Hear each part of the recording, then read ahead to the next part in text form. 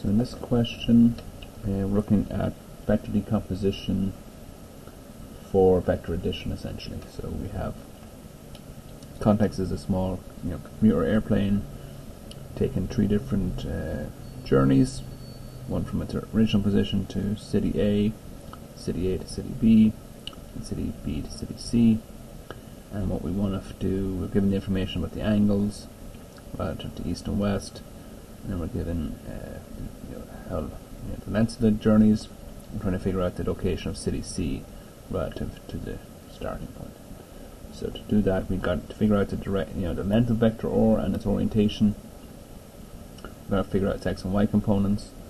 So the or x will be equivalent to the sum of the x components of the individual vectors, and its or y, its y component will also be the sum of the y components of the individual vectors. So if we start with vector, this vector A, so I think AX, think about the magnitude, I'm going to take this, it's 175 kilometers, and in the x direction is cosine of 30, and this works out to be 152 kilometers, and that's in the positive x direction. I don't know if you can see that. Moves to the right. And the magnitude of AY is again the length of that vector A times the sine of 30, which is a half. So we have exactly 87.5,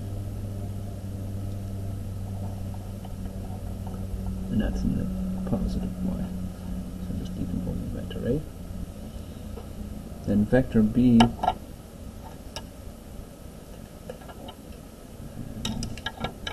is a distance of 150 kilometers, 20 degrees west of north. So here you got to be careful. This is an angle relative to the vertical axis, so our trig functions are going to change for the x and y components. So Bx will have a magnitude of 150 kilometers. Sorry, By. So the x component would actually be up here. Would actually take the sine of 20 degrees. So again, looking at the opposite side, this is where things change here for the, as I mentioned, the trig functions. So Bx is 51.3 kilometers, but that's in a negative x direction. It's pointing to the left. And then By, again 150 kilometers times cosine of 20 degrees to get that y direction component, and that works out to be 141 kilometers.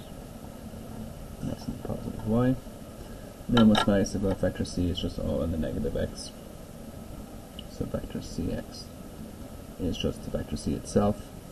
So that's 190 kilometers in the negative x direction.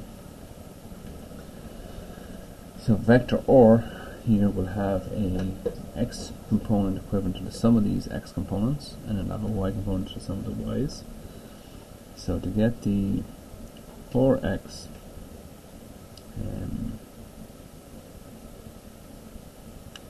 vector, I can think of that it's the C, start here with AX, so I have 152 kilometers in the positive x, minus the 51.3 for vector B, pointing to the left, minus the 190 km for the ORX, so the net x is negative 89.7 kilometers.